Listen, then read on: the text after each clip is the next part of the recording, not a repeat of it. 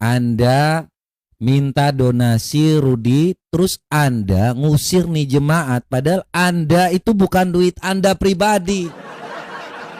Ini ada gembalanya di sini, Rudi. Anda jangan berpikir bisnis, Rudi.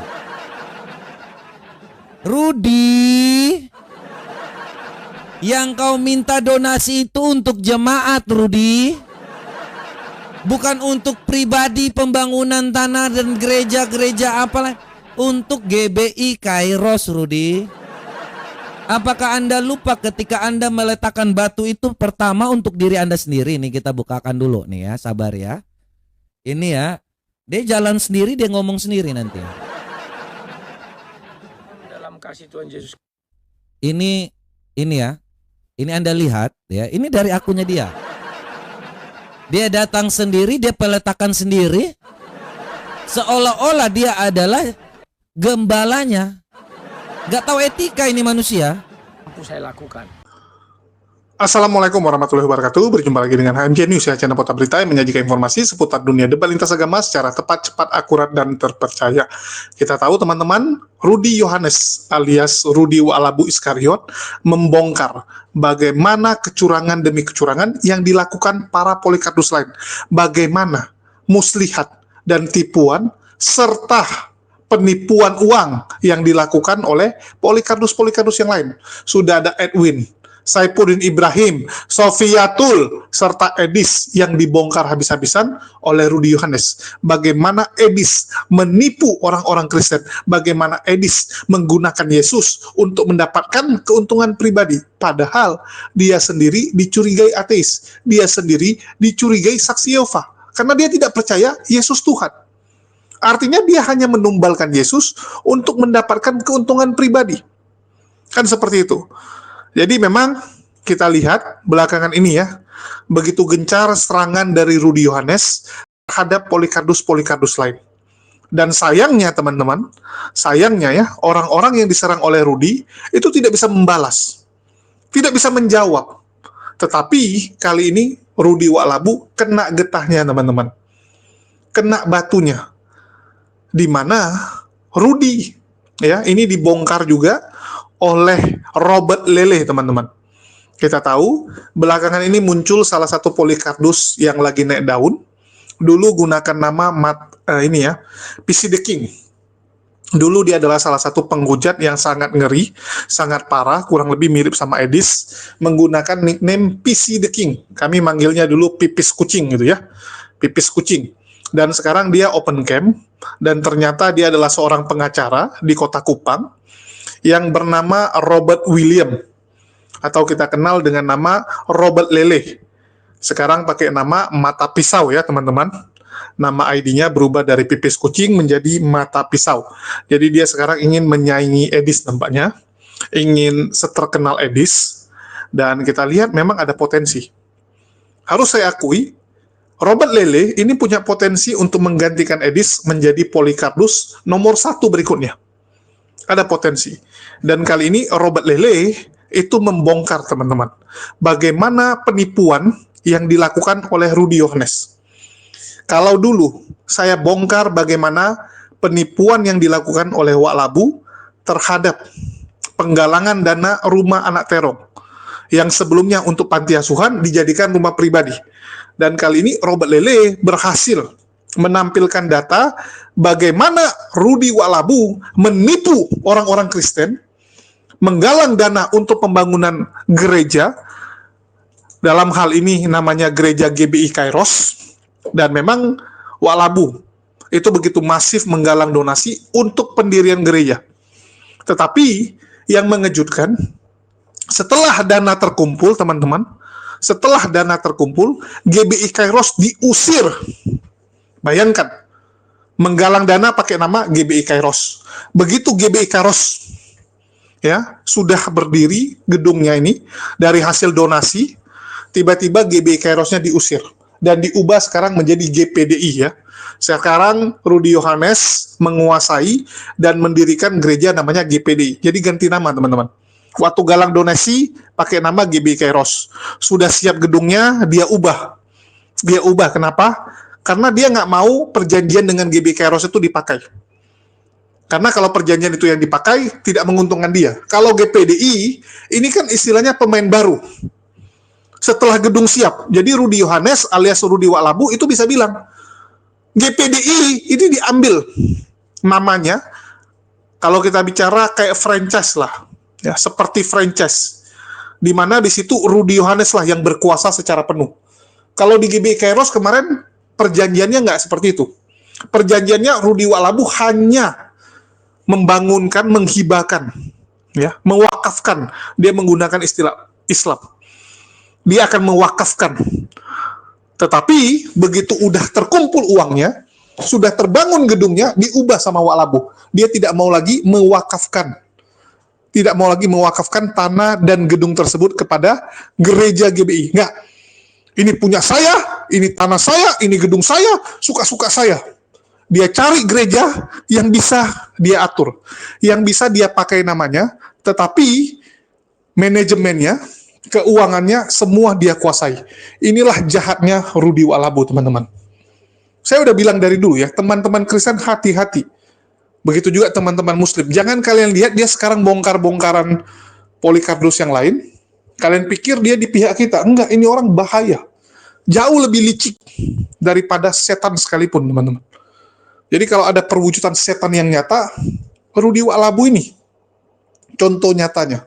Bagaimana liciknya, bagaimana culasnya. Dulu mengatasnamakan anak yatim. Anak yatim, orang tergerak bangun panti asuhan. Kemarin mengatasnamakan GBI Kairos. Mengatasnamakan mau bangun gereja. Mengatasnamakan dia akan mewakafkan, menyumbangkan tanah dan gedung tersebut. Ternyata apa, teman-teman? Ujung-ujungnya jadi milik pribadi. Jadi milik pribadi. Inilah kelakuan dari Rudi Walabu itu, teman-teman. Betapa culas dan jahatnya. Betapa sadisnya. Dan saya berharap teman-teman Kristen benar-benar bisa buka mata dan benar-benar bisa sadar ya dari tipuan yang dilakukan oleh Walabu selama ini. Kalau kita lihat dia nyerang Edis, itu betul yang dia sampaikan. Tapi apakah dia lebih baik? Enggak, teman-teman. Rudi Walabu tidak lebih baik daripada Edis, teman-teman. 11-12. Saat dia ada kesempatan, dia juga akan makan hal tersebut. Sama ini, teman-teman. Bajingan kalau saya bilang. Masih lebih mending Risuli Lubis, ada yang dia bagikan. Masih lebih mending, ya, Luis Prasetyo benar-benar turun ke lapangan. Didit Yuli. Dan jujur, kalau kita bicara duit, ya, kalau kita bicara duit, masih mending pipis kucing ini. Pipis kucing alias Robert Lele, dia itu fokus sama dirinya sendiri tanpa harus menipu orang lain. Ya, dia menghujat untuk dapat duit, benar gitu. Ya, tapi dia nggak pernah menjual orang lain, menjual anak yatim, menjual untuk gereja. No, teman-teman. Jadi sebejat-bejatnya orang ini ya, mohon maaf, lebih bejat Walabu. Itu faktanya. Kita dengarkan dulu ya bagaimana pipis kucing alias Robert Lele membongkar. Robert Lele ini membongkar tipuan yang dilakukan oleh Walabu ini. Dan ini kita lanjut lagi terkait dengan si namanya Rudi ya. Jadi Rudi Yohanes ini pernah melakukan yang namanya suatu hal yang namanya memberikan wakaf ya. Jadi ini kebodohan dari si Rudi ya. Kalau misalnya makin lama kita di sini sewanya kan makin naik lagi nih, bisa jadi tahun depan naik lagi. Jadi sudah saatnya lah. Ini kan udah mulai padat nih.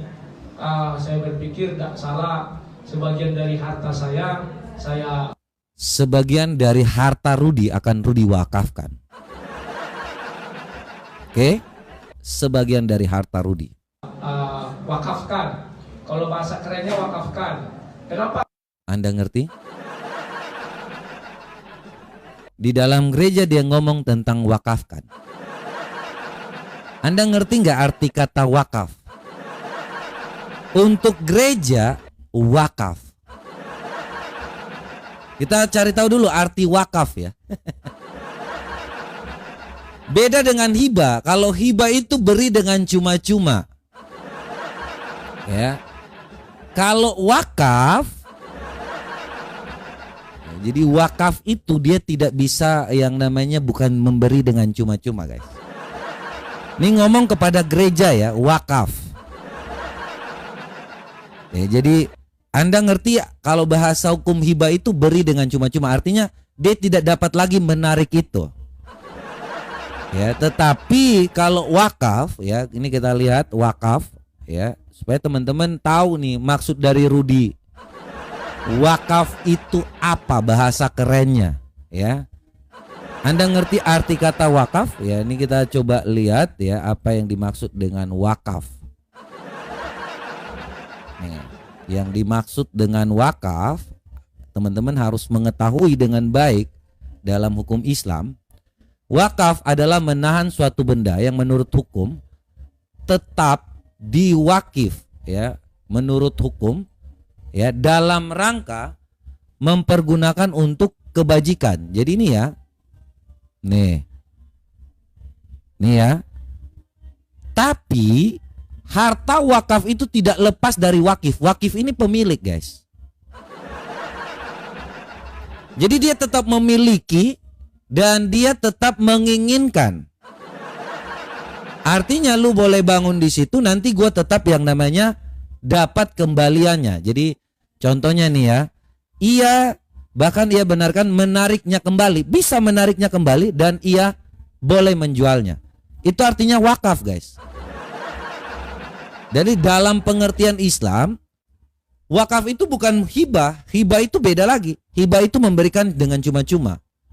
Ya. Hibah itu berikan dengan cuma-cuma. Artinya di sini adalah bisnis. Karena Rudy bukan gembala, jadi Rudy memberikan, tapi inilah namanya bisnis ya. Titip, bener, titip. Terus lu bangun untuk yang namanya suatu hal yang bagus gitu. Ya, ini otak-otak hebat dari Rudy saya akui sih ya. Ya di satu waktu akhirnya ya Rudy ini sudah wakaf nih ya kan. Sok paling paham ini udah wakaf nih kan. Dan lihat di satu waktu terjadilah yang namanya suatu hal lagi ya, terkait dengan yang terjadi. Nih tadi teman-teman tahu ya GBI Kairos. Jadi kita bukain GBI Kairos. Apa yang terjadi ketika waktu sudah dibangun ya, sudah dibangun, sudah menjadi yang namanya bagus ya kan. Loh, ini kenapa ini? Sebentar ya, kita harus, oke nih ya, ini yang terjadi ketika si Rudy ya hanya wakaf. Dan akhirnya kita dengarkan dulu. Ini adalah pernyataan resmi dari GBI Kairos ya terkait dengan yang dilakukan oleh Rudy Yohanes ya. Jadi setelah bertahun-tahun ya, setelah dibangun, Rudy minta dengan duit donasi ya. Di sini semua situs resmi ya, saya hanya bukanya dari yang namanya mengatasnamakan GBI Kairos. Jadi di sini klarifikasi jemaat GBI Kairos ya terkait dengan gedung yang dibangun mengatasnamakan GBI Kairos yang terletak di Jalan Ampera. Jadi ini mereka klarifikasi terkait dengan RY ya di Kota Duri. Kalau teman-teman tanya, ini di Kota Duri Riau ya, Palangkaraya. Jadi ini teman-teman harus tahu ya. Setelah Rudy Yohanes ternyata mereka membangun, sudah mulai membangun, mulailah ya otaknya si paling paham mulai. Memang si paling paham sih ini. Jadi ini pesan-pesan. Mana nih? Play dulu guys. Perlu untuk mengklarifikasi beberapa hal terkait fakta yang tidak sesuai dengan yang sebenarnya. Sebab menyangkut nama baik GBI Kairos, hal yang kami klarifikasi adalah sebagai berikut. Yang pertama, Jemaat GBI Kairos tidak pernah meminta tanah dan bangunan gereja dari saudara Rudy Yohanes. Tanah dan warga atau gereja tidak pernah minta tanah, tapi memang ada yang Rudy kasih, Rudy yang ngasih loh. Ini pernyataannya dari Rudy sendiri di akun Rudi sendiri. Jadi tidak pernah, ini dia yang ngomong sendiri, dia yang mau kasih berbagi harta. 1-3 silakan. Saya menggunakan Filipi 4 ayat 5. Nih. Kita harus percaya kita mampu. Proses, ya, butuh proses. Ya. Secara manusiawi, saya berpikir Sabar. saya kan itu luas juga, itu 20 meter. Nah, ini dia yang ngasih ya. Kemudian Rudi disampaikanlah oleh GBI Kairos. Ini ya. Dan bangunan yang pernah diberikan adalah inisiatif sendiri dari saudara Rudi Yohanes dan diterima oleh jemaat GBI Kairos sebagai pemberian. Dan atas dasar pernyataan Rudi Yohanes bahwa dirinya bernajak kepada Tuhan untuk membangun gedung gereja. Kedua, informasi yang beredar tentang pembatalan karena gembala mau atas nama pribadi. Ini tidak benar. Karena kejadian yang sebenarnya adalah ketika saudara Rudi Yohanes meminta diadakan pertemuan dengan gembala. Akan tetapi gembala tetap melibatkan pelayan dan penetua gereja untuk ikut pertemuan tersebut. Ternyata dalam pertemuan tersebut, saudara Rudi mengajukan 8 poin dan meminta ke-8 poin tersebut dimasukkan ke perjanjian dan dinotariskan.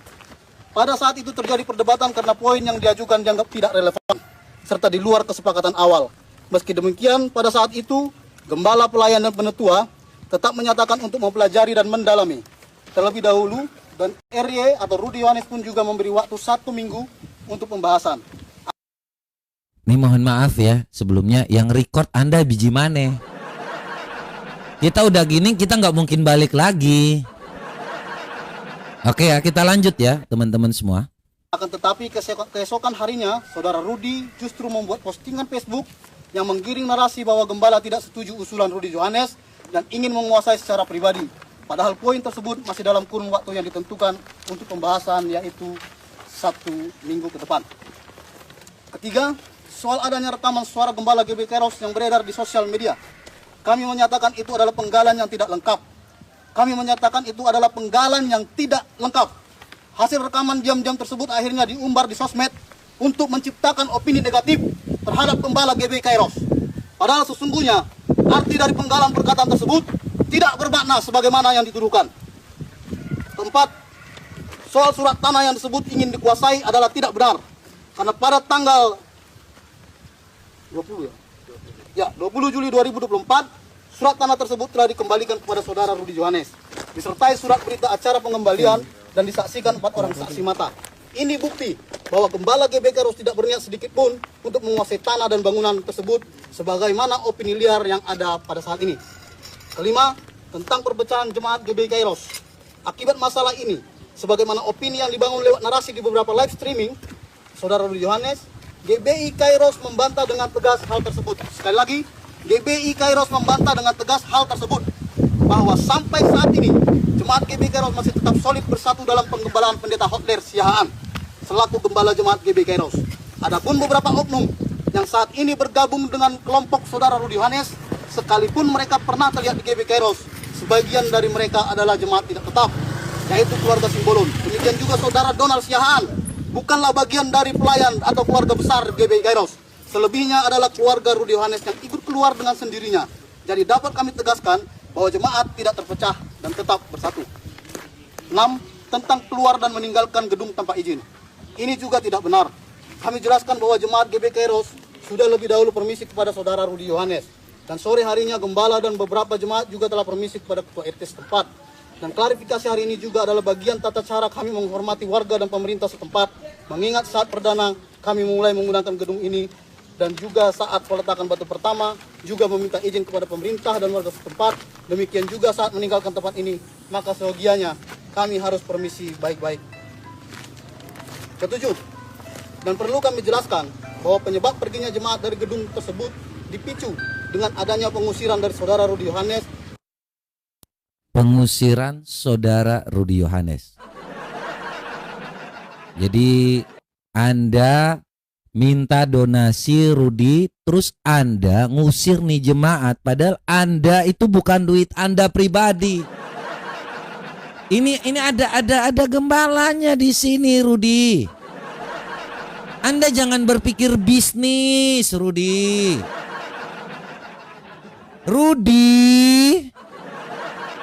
Yang kau minta donasi itu untuk jemaat, Rudi. Bukan untuk pribadi pembangunan tanah dan gereja-gereja apalah. Untuk GBI Kairos, Rudi. Apakah Anda lupa ketika Anda meletakkan batu itu pertama untuk diri Anda sendiri? Nih kita bukakan dulu nih ya, sabar ya. Ini ya, dia jalan sendiri, dia ngomong sendiri nanti. Dalam kasih Tuhan Yesus. Ini ya. Ini Anda lihat ya, ini dari akunnya dia. Dia datang sendiri, dia peletakan sendiri. Seolah-olah dia adalah gembalanya. Gak tahu etika ini manusia. Mampu saya lakukan. Selebihnya hanya bicara tentang kerohanian kawan ya. Mujizat. Mujizatlah yang bisa terjadi tempat ini sehingga bangunan ini nanti terjadi. Ya kawan-kawan ya. Ya. Sebelum saya meletakkan batu ini saya mau bernyanyi dulu. Bernyanyi. Hanya ini Tuhan. Omong kosong. Inilah kalau menjual Tuhan seperti ini, Rudi. Hanya ini Tuhan, wakaf dariku. Terimalah Tuhan, wakaf dariku.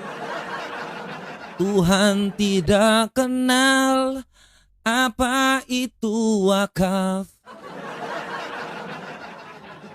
Halo, ya.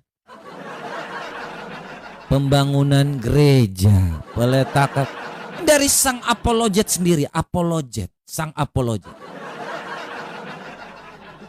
Ini kasihan sekali ini. Kembali lagi, ya. Ini setelah peletakan batu pertama ini baru terjadi ya, sudah dibangun, baru mulai terjadi yang namanya ini ya. Jadi kalau kita lihat dari tanggalnya, ya ini tanggalnya, ini 24 Juli ya 2024, klarifikasi. Jadi teman-teman,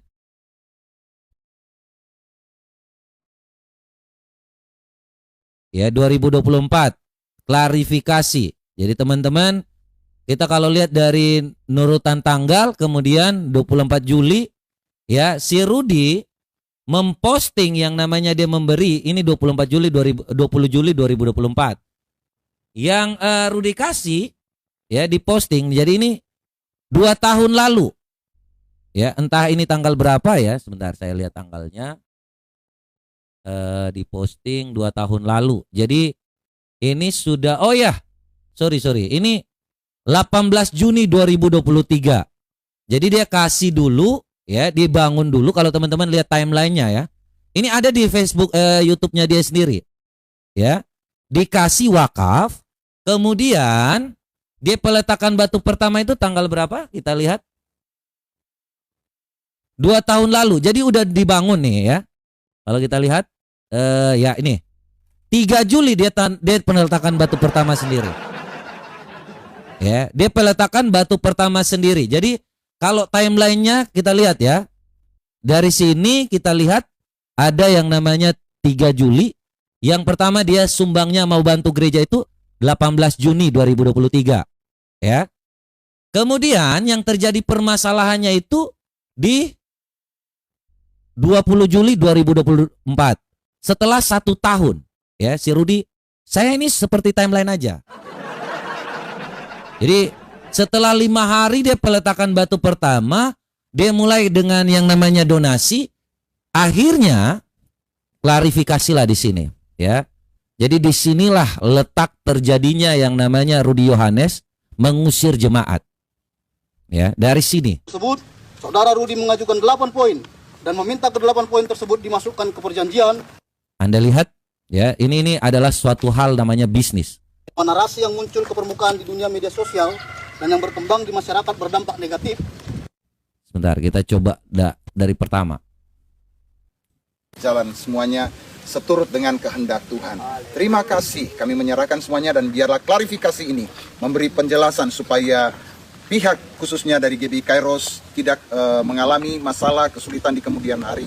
Karena mereka punya motivasi yang baik, mereka juga sudah menyerahkan ini dengan Tuhan dengar apa yang menjadi pengeluhanmu, Pak. Ya, Tuhan mendengar jemaat-jemaat ini. Rudi, kau siap Rudi, kau lawan Tuhan yang benar Rudi. Ya, kau nggak perlu ngomong, kau lawan jemaat-jemaat ini dengan tangisan mereka Rudi. Kau ingat ini, itu dana untuk mereka. Kenapa kau pakai dan mengusir mereka? Cara yang baik, kiranya semua boleh berjalan dengan baik. Terima kasih, dalam nama Tuhan Yesus kami berdoa. Amin.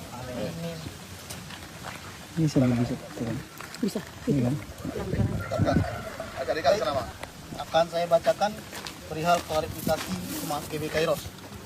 Dengan melihat perkembangan dari permasalahan gedung bangunan yang Teman-teman semua ingat ini GBI Kairos ya, dan dia memberi itu di GBI Kairos ya, dia buka tanahnya itu, teman-teman bisa lihat latar belakangnya masih GBI Kairos ya. Ingat ya, GBI Kairos Kota Duri di tahun ya 2023. Ya, jadi ini GBI Kairos si Rudi Yohanes ngasih di tahun 18 Juni 2023.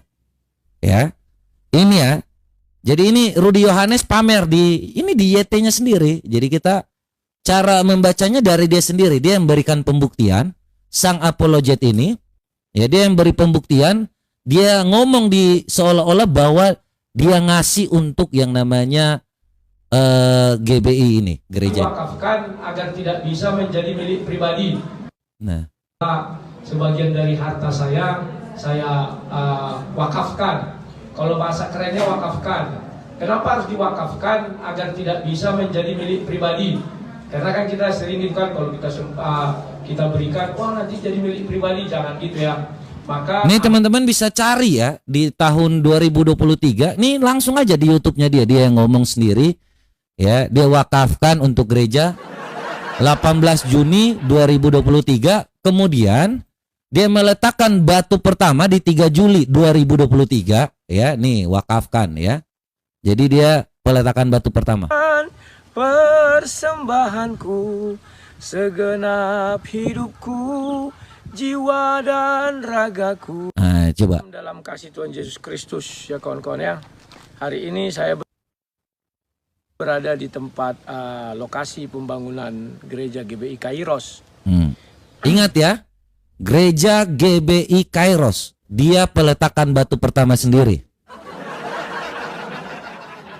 Ya, lihat aja. Kawan-kawan, ya tempat ini sudah mulai kami bersihkan dan ini peletakan batu pertama ya. Saya tahu secara manusia saya mungkin tidak akan mampu. Oke, ini bisnisnya bagus. Kita lihat nih, setelah dibangun, apa yang terjadi? Ini GBI Kairos, langsung dari gembala sidangnya. Ini Pak Gembala Sihaan ya. di atas atau GBI Kairos yang diatasnamakan sebagai gedung gereja GBI Kairos saat ini, bahwa narasi yang muncul ke permukaan di dunia media sosial dan yang berkembang di masyarakat berdampak negatif, maka Wait. Ini setelah peletakan batu pertama setelah setahun ya guys ya. Setelah tadi berapa? Kok ada Villarreal? Oke, supaya ini. Dari 3 Juli 2023. Nah, di sini ada 20 Juli 2024. Setelah 1 tahun dibangun. Ya, kita lihat ya, ini apa yang dikatakan oleh para jemaat ya dan gembala sidangnya. Jemaat GBI Kairos merasa perlu untuk mengklarifikasi beberapa hal terkait fakta yang tidak sesuai dengan yang sebenarnya, sebab menyangkut nama baik GBI Kairos. Hal yang kami klarifikasi adalah sebagai berikut. Yang pertama, Jemaat GBI Kairos tidak pernah meminta tanah dan bangunan gereja dari saudara Rudi Yohanes. Ini mungkin ada motor lewat, jadi dia menyatakan bahwa dia tidak pernah meminta, ya, tidak pernah meminta, tetapi Rudi yang memberikan. Benar ini pernyataannya. Tanah dan bangunan yang pernah diberikan adalah inisiatif sendiri dari saudara Rudi Yohanes dan diterima oleh Jemaat GBI Kairos sebagai pemberian. Dan atas dasar pernyataan Rudi Yohanes bahwa dirinya bernajat pada Tuhan untuk membangun gedung gereja. Kedua, informasi yang beredar tentang pembatalan karena gembala mau atas nama pribadi, ini tidak benar. Karena kejadian yang sebenarnya adalah ketika saudara Rudi Yohanes meminta diadakan pertemuan dengan gembala, akan tetapi gembala tetap melibatkan pelayan dan penetua gereja untuk ikut pertemuan tersebut. Ternyata dalam pertemuan tersebut, saudara Rudi mengajukan 8 poin dan meminta ke-8 poin tersebut dimasukkan ke perjanjian. Ini bisnis perjanjian yang Rudi minta supaya ditandatangani di notaris. dan dinotariskan. Pada saat itu terjadi perdebatan karena poin yang diajukan dianggap tidak relevan, serta di luar kesepakatan awal. Meski demikian, pada saat itu, Gembala Pelayan dan Penetua tetap menyatakan untuk mempelajari dan mendalami terlebih dahulu, dan RY atau Rudi Yohanes pun juga memberi waktu 1 minggu untuk pembahasan. Akan tetapi keesokan harinya, Saudara Rudi justru membuat postingan Facebook yang menggiring narasi bahwa Gembala tidak setuju usulan Rudi Yohanes dan ingin menguasai secara pribadi. Padahal poin tersebut masih dalam kurun waktu yang ditentukan untuk pembahasan, yaitu 1 minggu ke depan. Ketiga, soal adanya rekaman suara Gembala GBI Kairos yang beredar di sosial media. Kami menyatakan itu adalah penggalan yang tidak lengkap. Hasil rekaman diam-diam tersebut akhirnya diumbar di sosmed untuk menciptakan opini negatif terhadap Gembala GBI Kairos. Padahal sesungguhnya arti dari penggalan perkataan tersebut tidak bermakna sebagaimana yang dituduhkan. Keempat, soal surat tanah yang disebut ingin dikuasai adalah tidak benar. Karena pada tanggal 20 Juli 2024, surat tanah tersebut telah dikembalikan kepada Saudara Rudi Yohanes, disertai surat berita acara pengembalian dan disaksikan 4 orang saksi mata. Ini bukti bahwa Gembala GBI Kairos tidak berniat sedikit pun untuk menguasai tanah dan bangunan tersebut sebagaimana opini liar yang ada pada saat ini. Kelima, tentang perpecahan jemaat GBI Kairos. Akibat masalah ini, sebagaimana opini yang dibangun lewat narasi di beberapa live streaming, Saudara Rudi Yohanes, GBI Kairos membantah dengan tegas hal tersebut. Sekali lagi, GBI Kairos membantah dengan tegas hal tersebut, bahwa sampai saat ini jemaat GBI Kairos masih tetap solid bersatu dalam penggembalaan Pendeta Hotler Siahaan selaku gembala jemaat GBI Kairos. Adapun beberapa oknum yang saat ini bergabung dengan kelompok Saudara Rudi Yohanes, sekalipun mereka pernah terlihat di GBI Kairos, sebagian dari mereka adalah jemaat tidak tetap, yaitu keluarga Simbolon. Demikian juga Saudara Donald Siahaan bukanlah bagian dari pelayan atau keluarga besar GBI Kairos. Selebihnya adalah keluarga Rudi Yohanes yang ikut keluar dengan sendirinya. Jadi dapat kami tegaskan bahwa jemaat tidak terpecah dan tetap bersatu. 6. Tentang keluar dan meninggalkan gedung tanpa izin. Ini juga tidak benar. Kami jelaskan bahwa jemaat GBI Kairos sudah lebih dahulu permisi kepada Saudara Rudi Yohanes. Dan sore harinya Gembala dan beberapa jemaat juga telah permisi kepada Ketua RT setempat. Dan klarifikasi hari ini juga adalah bagian tata cara kami menghormati warga dan pemerintah setempat. Mengingat saat perdana kami mulai menggunakan gedung ini, dan juga saat peletakan batu pertama juga meminta izin kepada pemerintah dan warga setempat. Demikian juga saat meninggalkan tempat ini, maka seyogianya kami harus permisi baik-baik. Ketujuh, dan perlu kami jelaskan bahwa penyebab perginya jemaat dari gedung tersebut dipicu dengan adanya pengusiran dari Saudara Rudi Yohanes lewat postingan publik di media sosial Facebook yang berbunyi, minggu ini GBI Kairos harus angkat kaki dari gedung. Minggu ini GBI Kairos harus angkat kaki. Hebat sekali si paling paham. Si paling paham ini hebat sekali. Mengusir jemaat Tuhan ketika dia meminta donasi untuk jemaat GBI Kairos. Kemudian setelah jadi gedungnya, mulailah mengusir. Hebat sekali. Ini sungguh teman-teman luar biasa sekali si paling paham ya, si paling paham itu. Memang bisnis yang dilakukan oleh Rudi ini dari bisnis TKW Hongkong sampai kepada bisnis yang namanya mafia Hongkong. Belajar banyak dari TKW Hongkong.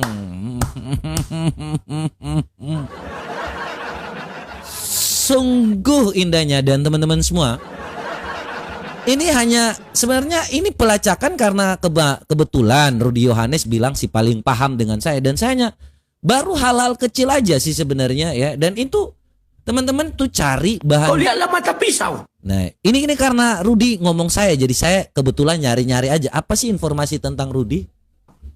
Si mata pisau itu yang diduga orang apa si PC the King, ya. Tapi nanti kena batunya itu, tunggu aja. Mungkin dia mengira karena dia di NTT nggak bisa ditangkap. Tunggulah, nanti lama-lama saking enak-enaknya. Penting saya ingatkan, ya. Mata pisau tajam. Saya bilang sama kau, kurang-kurangilah menghujat. Karena kamu nggak tahu apa yang terjadi. Ya. Yang paling paham itu saya. Iya. Anda memang si paling paham, Pak. Hebat sekali, Pak. Saya akui Anda memang paling paham. Sampai gereja saja Anda keluarkan jemaatnya, itu Anda paling paham di muka bumi ini, Pak. Ya, Anda paling paham, saya tahu. Ketika Anda kabur 2011 pergi ke Nias, ketika dikejar-kejar beritanya, Anda paling paham cara kabur. Anda pergi ke Nias, pergi ke Depok. Saya juga tahu Anda paling paham. Paling paham ketika Anda menghina yang namanya saudara-saudara kita Muslim, terus Anda kabur. Anda si paling paham, dan saya akui itu. Setelah Anda melakukan suatu hal yang namanya si paling paham ini,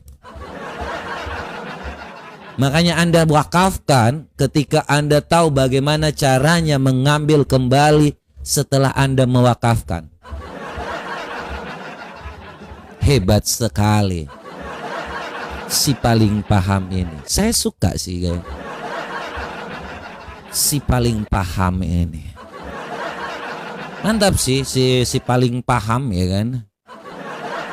Pokoknya Rudy itu dulu di mana-mana Rudy itu paling tahu.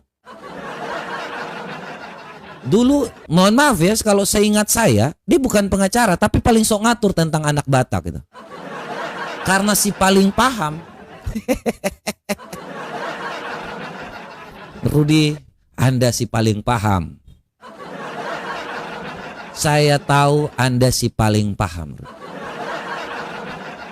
Saya harus akui Anda si paling paham.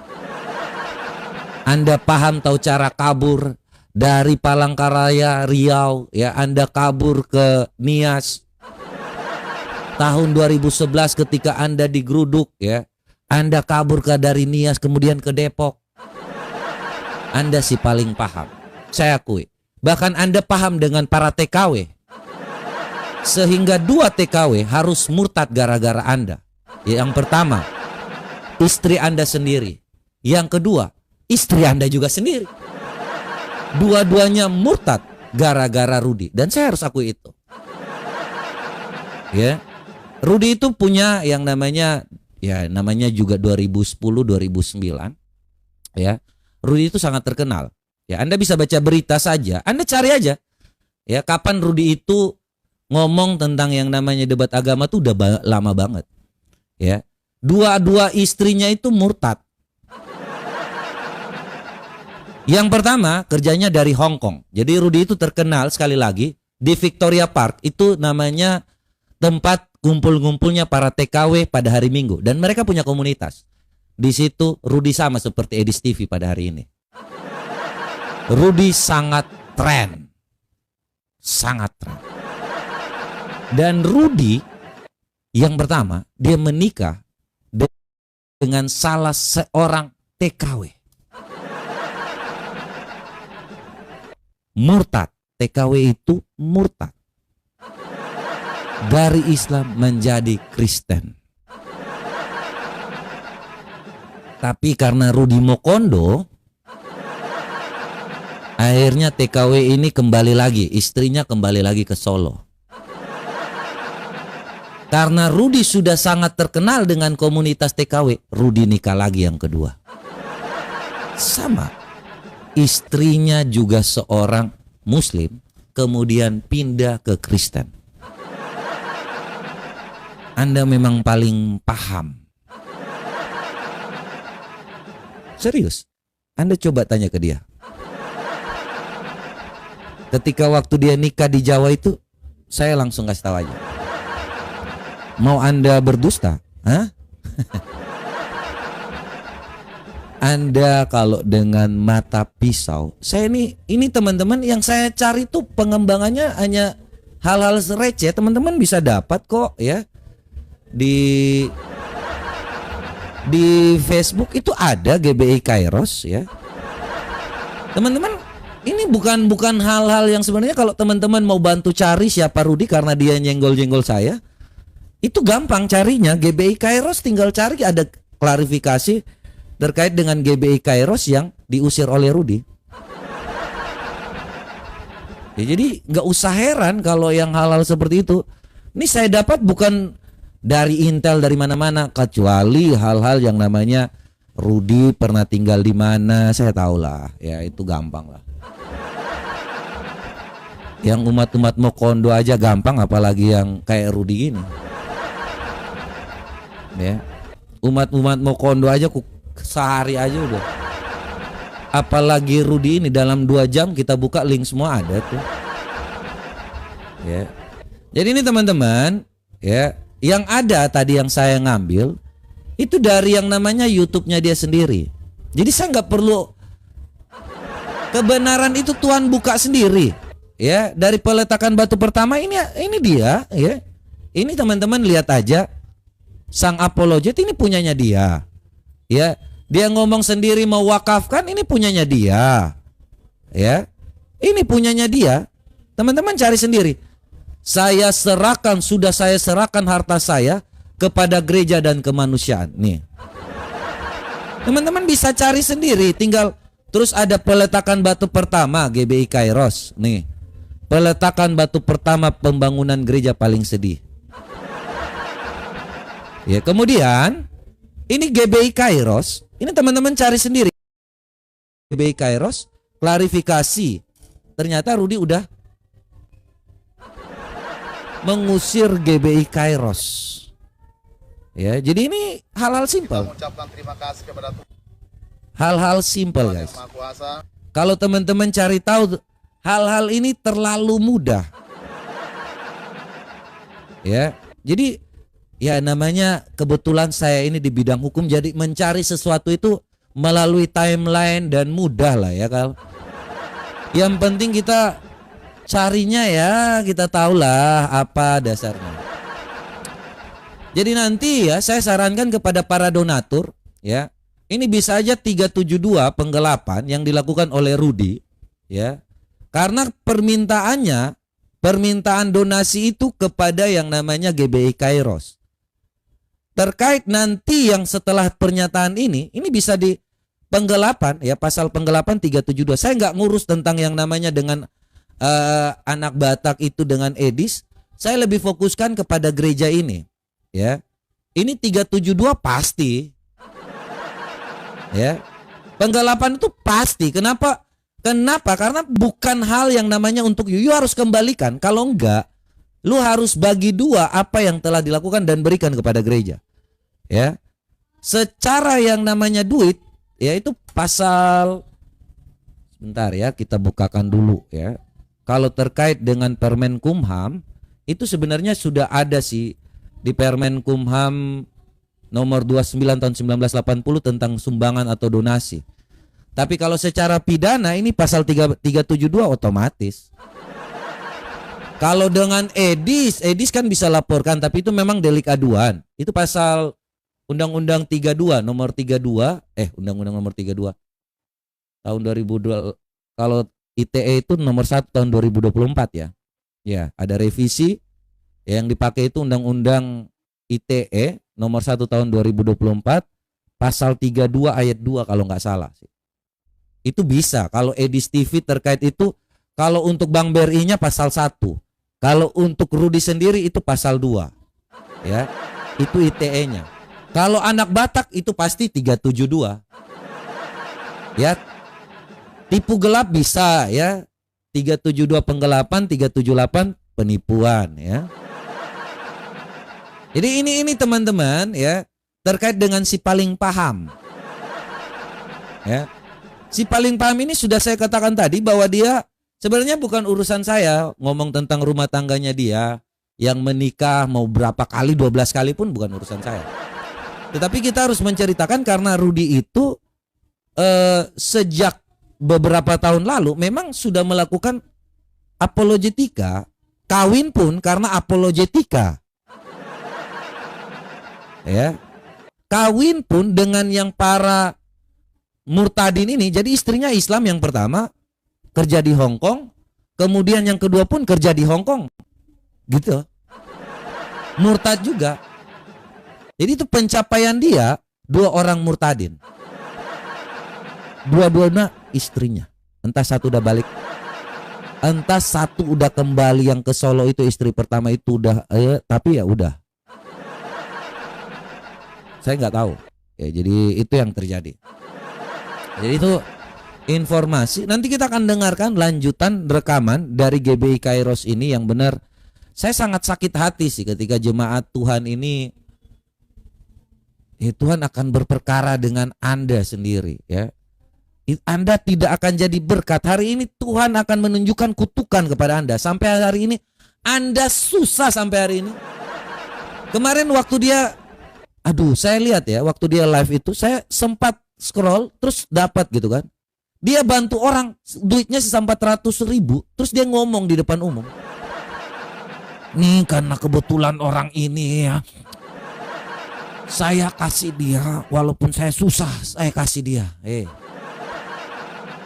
Tangan kanan memberi, tangan kiri tidak boleh tahu. Rudi ngasih orang duit 100.000, tangan kanan kasih tahu, tangan kiri kasih tahu. Live itu harus kasih tahu. Kita orang Kristen tidak seperti itu. Tangan kanan memberi, tangan kiri tidak boleh tahu. Ya, jadi apa sih tujuan Anda kayak gitu tuh? Sudah sangat-sangat ketahuan. Si paling paham lagi butuh donasi. Ya. Jadi itulah ya kalau kita lihat ya rekam jejak dari Rudi Yohanes ini memurtadkan 2 orang perempuan. Ini yang saya ketahui. Yaitu yang pertama istri pertama, yang kedua istri kedua, ya. Ini rekam jejak ya saya sampaikan. Kemudian dia waktu itu karena dia paling paham tentang pelarian, Rudi itu pernah dikejar di Palangkaraya Riau. Kemudian dia lari ke Nias, kemudian dia lari ke Depok. Ya, akhirnya redah, dia pulang kembali ke rumah orang tuanya. Jadi ini saya ngomong apa adanya aja ya. Jadi apa adanya aja ya. Karena memang saya sebenarnya nggak ngomong tentang yang rumah tangganya dia, tetapi karena memang itu hak dari yang namanya penginjilan juga, yang namanya apologetika juga. Ya. Kalau rekam jejaknya dia memang sudah sangat lama, beda dengan saya yang baru 4 bulan, 5 bulan. Pekanbaru Riau ya. Bukan Palangkaraya, Pekanbaru, Pekanbaru, Palangkaraya lagi. Jadi 15 tahun berkarir ya kan.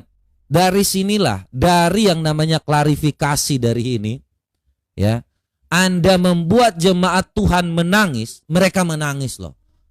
Kau buat hari ini pun Tuhan akan buat perkara denganmu, Rudi. Ya, kau kira semua masalah, kau mau jadi apapun akan jadi kutuk. Kau tidak akan jadi apa-apa, kau mau bilang, nih lihat nih. Karena apa? Coba teman-teman semua. Ya, saya indikasinya karena dia ikut caleg nggak ada yang nyoblos dia. Ini mudah teman-teman. Anda tahu ya, hal yang simpel ketika orang pengen apa-apa ya, itu 2023 dikasih tuh tanahnya. Tujuannya untuk ini. Tujuannya untuk nyalek biar jemaat itu pilih. Sesimpel itu, iya. Gagal nyalek, balik lagi tuh. Juli langsung disuruh keluar kalian. Loh, simple teman-teman. Anda kalau ngomong tentang analisa hukum, semua orang tuh mudah banget yang nih loh, nyalek prajurit Kristus dermawan. Dermawan itu dia ngomong di sini karena apa? Karena sumbang kepada gereja. Pemberani cerdas. Tapi tidak dipilih oleh jemaat, makanya jadilah klarifikasi dari jemaat bahwa telah diusir. Yang masih memberikan kesempatan bagi kita hari ini lebih melakukan klarifikasi tentang gereja yang ada di belakang kita. Hari ini kita akan bacakan yang sudah kita sepakati bersama. Sebentar ya, saya langsung cepat aja. Untuk mempelajari dan mendalami. Terlebih dahulu, dan RY atau Rudi Yohanes pun juga memberi waktu 1 minggu untuk pembahasan. Akan tetapi keesokan harinya, saudara Rudi justru membuat postingan Facebook yang menggiring narasi bahwa Gembala tidak setuju usulan Rudi Yohanes dan ingin menguasai secara pribadi. Padahal poin tersebut masih dalam kurun waktu yang ditentukan untuk pembahasan, yaitu 1 minggu ke depan. Ketiga, soal adanya rekaman suara Gembala GB Kairos yang beredar di sosial media. Kami menyatakan itu adalah penggalan yang tidak lengkap. Kami menyatakan itu adalah penggalan yang tidak lengkap. Hasil rekaman jam-jam tersebut akhirnya diumbar di sosmed untuk menciptakan opini negatif terhadap Gembala GB Kairos. Padahal sesungguhnya arti dari penggalan perkataan tersebut tidak bermakna sebagaimana yang dituduhkan. Keempat, soal surat tanah yang disebut ingin dikuasai adalah tidak benar. Karena pada tanggal 20 Juli 2024, surat tanah tersebut telah dikembalikan kepada saudara Rudi Yohanes, disertai surat berita acara pengembalian dan disaksikan 4 orang saksi mata.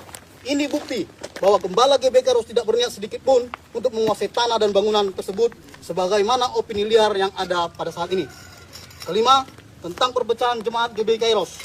Akibat masalah ini, sebagaimana opini yang dibangun lewat narasi di beberapa live streaming, saudara Rudi Yohanes, GBI Kairos membantah dengan tegas hal tersebut. Sekali lagi, GBI Kairos membantah dengan tegas hal tersebut, bahwa sampai saat ini jemaat GBI Kairos masih tetap solid bersatu dalam penggembalaan pendeta Hotler Siahaan selaku gembala jemaat GBI Kairos. Adapun beberapa oknum yang saat ini bergabung dengan kelompok saudara Rudi Yohanes, sekalipun mereka pernah terlihat di GBI Kairos, sebagian dari mereka adalah jemaat tidak tetap, yaitu keluarga Simbolon. Demikian juga saudara Donald Siahaan bukanlah bagian dari pelayan atau keluarga besar GBI Kairos. Selebihnya adalah keluarga Rudi Yohanes yang ikut keluar dengan sendirinya. Jadi dapat kami tegaskan bahwa jemaat tidak terpecah dan tetap bersatu. 6. Tentang keluar dan meninggalkan gedung tanpa izin. Ini juga tidak benar. Kami jelaskan bahwa jemaat GBI Kairos sudah lebih dahulu permisi kepada saudara Rudi Yohanes. Dan sore harinya gembala dan beberapa jemaat juga telah permisi kepada ketua RT setempat. Dan klarifikasi hari ini juga adalah bagian tata cara kami menghormati warga dan pemerintah setempat. Mengingat saat perdana kami mulai menggunakan gedung ini, dan juga saat peletakan batu pertama juga meminta izin kepada pemerintah dan warga setempat. Demikian juga saat meninggalkan tempat ini, maka seyogianya kami harus permisi baik-baik. Ketujuh, dan perlu kami jelaskan bahwa penyebab perginya jemaat dari gedung tersebut dipicu dengan adanya pengusiran dari saudara Rudi Yohanes lewat postingan publik di media sosial Facebook yang berbunyi, "Minggu ini GBI Kairos harus angkat kaki dari gedung yang dibangun. Mohon kerjasamanya." Bukti screenshot terlampir. Hal inilah yang menyebabkan seluruh jemaat sepakat dan mendesak gembala. Sekali lagi, hal inilah yang menyebabkan seluruh jemaat sepakat dan mendesak gembala untuk pergi dari gedung yang dibangun dengan sumber donasi mengatasnamakan GBI Kairos tersebut. Ingat, sumber donasi yang mengatasnamakan GBI Kairos 372 ini. Ya, Hanya beberapa poin yang mau saya sampaikan ya mengenai pengertian wakaf yang dipelintir oleh Robert Lele. Karena pengertian wakaf itu tidak seperti yang dia sampaikan. Saya berharap teman-teman Kristen itu benar-benar bisa cari tahu ya, bisa belajar, dan kalian harus tahu. Jadi Wak Labu ini menggunakan istilah wakaf yang ada di dalam Islam saat mau menyumbangkan tanah dan rencana gedung tersebut. Jadi di sini teman-teman bisa baca, apakah tanah wakaf bisa diambil kembali? Tidak, tanah wakaf tidak bisa diambil kembali karena begitu diikrarkan, hak kepemilikannya beralih menjadi milik Allah Subhanahu wa taala dan bersifat final. Ya, jadi jelas, tanah wakaf itu tidak bisa diambil kembali kalau sudah diwakafkan. Dan sekali lagi, wakaf yang benar ada prosedurnya, bukan cuman omong. Kalau Wak Labu itu cuman omong, saya akan wakafkan. Tapi secara administrasi, ya, secara kedataan belum dia lakukan, belum dinotariskan. Kan begitu, belum dinotariskan. Nggak ada dia wakaf. Dia cuma ngutip-ngutip kata Islam. Wakaf tuh hal yang luar biasa. Hibah itu kan untuk orang lain. Wakaf itu untuk Allah. Beda teman-teman, kelasnya beda. Ya, hibah nggak bisa diambil kembali juga, sama dengan wakaf.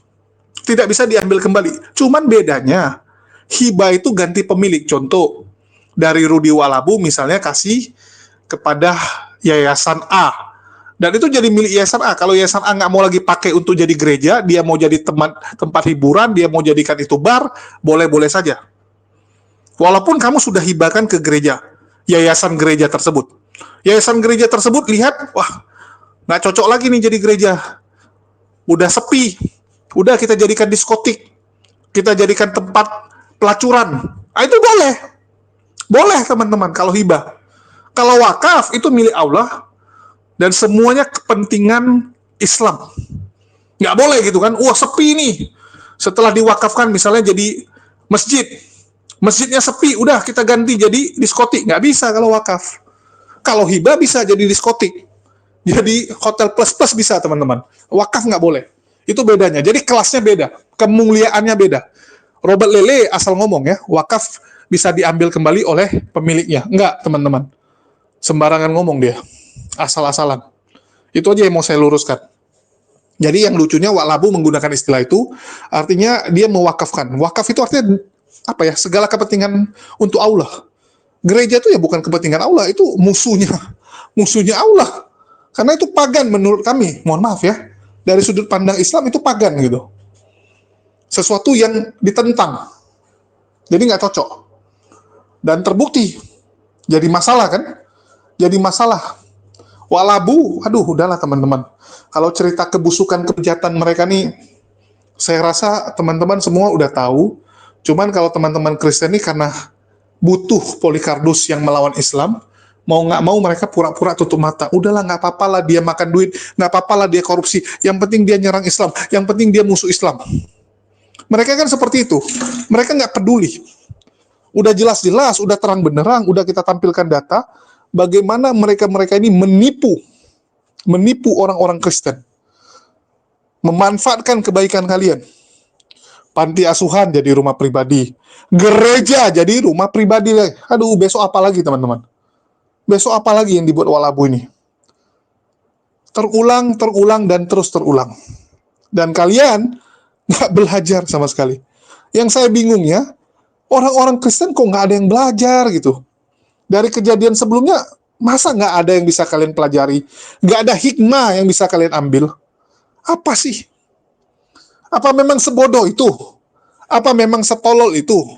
Orang-orang ini. Nggak ngerti saya. Ya, nggak ngerti.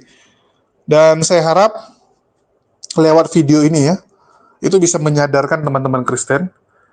Sekali lagi, Wak Labu itu tidak lebih baik daripada Edi Sidabutar, teman-teman. 11-12. Ya, kalau Robert Lele mungkin 9 ya. Belum naik ke 12 dia. Belum naik ke 11 juga. Masih 9. Jadi ada tingkatannya. Mereka ini parah semua. Tapi ada tingkatannya. Coba lihat, ada nggak yang untuk kepentingan orang lain? Nggak, semua demi kepentingan diri sendiri, keluarganya. Wak Labu dari dulu udah bilang, dia terlahir miskin, susah. Dia pingin anaknya itu hidup mewah, hidup senang. Keluarganya bisa senang gitu. Ya oke gitu, ingin keluarga senang, bahagia. Setiap orang tua pasti kayak gitu. Betul nggak? Tetapi ya dengan cara yang halal dong. Jangan dengan cara memanfaatkan kebaikan umat Kristen. Jangan dengan cara manipulatif seperti ini. Ini yang kita lawan. Dan bentar lagi Wak Labu akan dendam nih. Bentar lagi Robert Lele itu akan masuk dalam list orang yang paling dibenci sama Wak Labu. Karena dengan dia bongkar ini teman-teman, nanti Wak Labu akan bilang ini video akan ditonton oleh teman-teman anaknya, nanti anaknya akan dibully, dan anaknya nanti akan bisa bunuh diri. Artinya Robert Lele harus disingkirkan. Nah, ini kan lucu, bukan dia yang bertobat. Bukan Wak Labu berpikir bagaimana dia bertobat. Ini enggak, kalau ada yang bongkar penipuan yang dia lakukan, yang dia salahkan adalah orang tersebut. Ini ibaratnya kayak tersangka, ya, tersangka korupsi, terus dia salahin KPK. Ini kurang ajar KPK nih, gara-gara ketua KPK dan KPK, penyidik KPK, anak saya jadi stres, anak saya jadi dibully, kurang ajar, saya akan balas dendam, saya akan bunuh orang KPK. Apa ini teman-teman? Yang salah kamu, kenapa korupsi? Kenapa orang lain yang kamu salahkan karena menangkap dan membongkar korupsi yang kamu lakukan? Lucu ya. Kalau kamu sayang sama anakmu, kasih dia makan yang halal. Itu yang benar. Jangan kamu kasih makan uang haram. Apa apalah nih? Dan sekali lagi kita dukung Robert Lele. Bongkar si Walabu ini ya. Dan kita harap ada bongkar-bongkaran berikutnya teman-teman. Karena banyak sekali sebenarnya kejahatan-kejahatan yang mereka lakukan. Oke, itu aja yang bisa saya sampaikan. Makasih buat teman-teman semua yang udah menyimak dan mendukung channel ini. Makasih buat semuanya. Di akhir kata saya ucapkan wassalamualaikum warahmatullahi wabarakatuh. Sampai jumpa di konten-konten kita berikutnya.